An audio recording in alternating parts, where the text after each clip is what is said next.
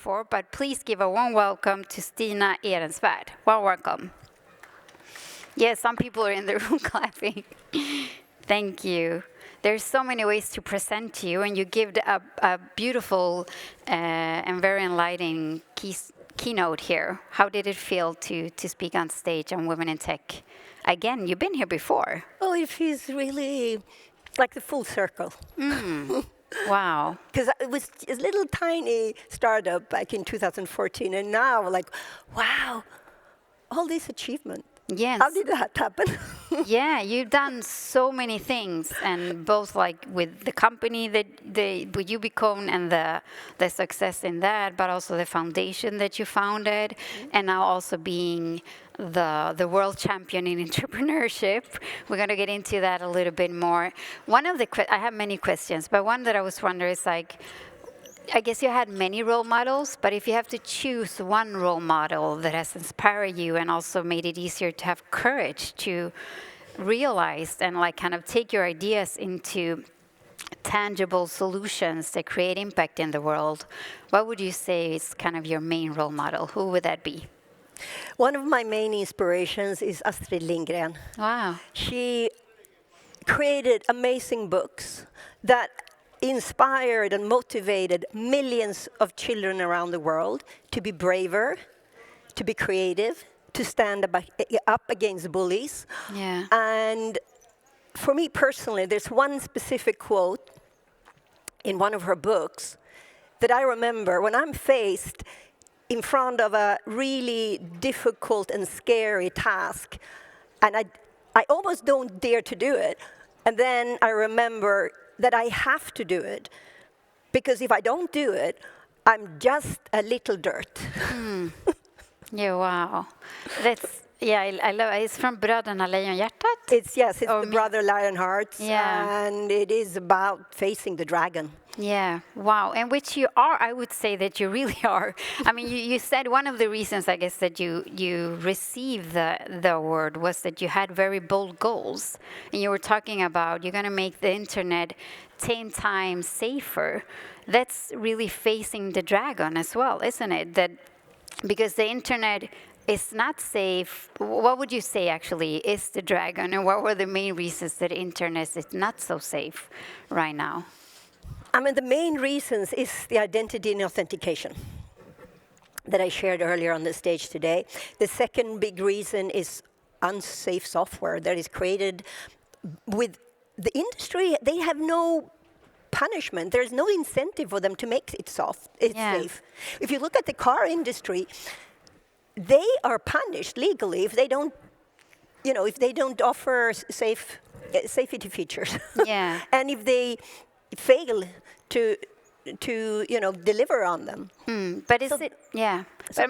Sorry, I'm just like I'm going to interrupt. But is it only kind of that the incentives is not there, or is it also that there are interests that are? That's why I link it to the dragon. That are absolutely forces that are not interested, or they are actually making money in that the internet is not safe. Absolutely. I mean, the whole business model around collecting and storing data, that needs to change, because that's where the breaches are, and that's where a lot of the problems is. So that the governments are stepping in, and I'm seeing good efforts around the world to, just like they did with the car industry, they require a different approach to security and privacy. Yeah.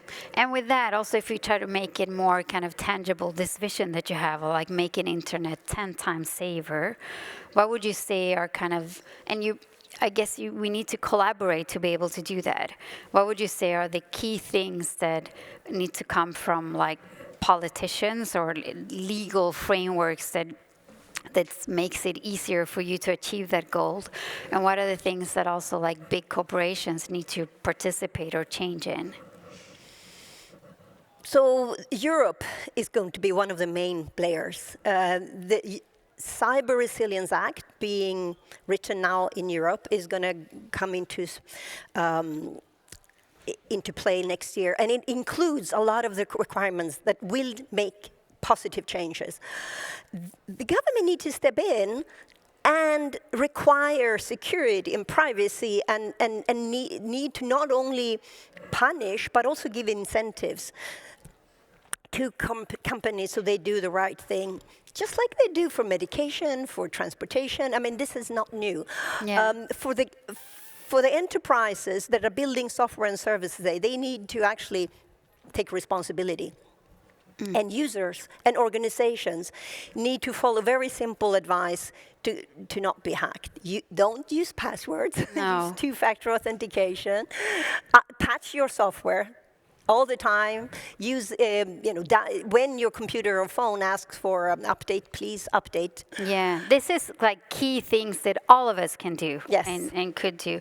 Do you have more recommendations? Is there ways of supporting your foundation that I know it's the name? Tell us just shortly, and then because then we need to wrap up. But the name of your foundation, what did you give it that name, and how can we be part in that movement? So CIROS Foundation it stands for Secure Identity Research Organization, but it was inspired by the star Sirius. That is the brightest star on the night sky. And I believe we are in a time, we, mankind, we need to bring light. People who are good need to step in, and we have a very short time now to change the direction of the world. We should not spend any effort on things that does not make the world safer, prettier, healthier, smarter, more sustainable. And more secure. And more secure. Yeah. And yes, CIROS Foundation, it's ciros.org. It's in its early stage, not much to share right now, but please check in a half year or so. Then we have some exciting news. Beautiful. Thank you so much, Stina, for all the inspiration and for all the knowledge that you share also with us on stage today. Thank you so much. Thank you. And good luck. And I look forward to following how you actually facilitate for so many to make the internet safer. Thank you so much. Thank you. Thank you.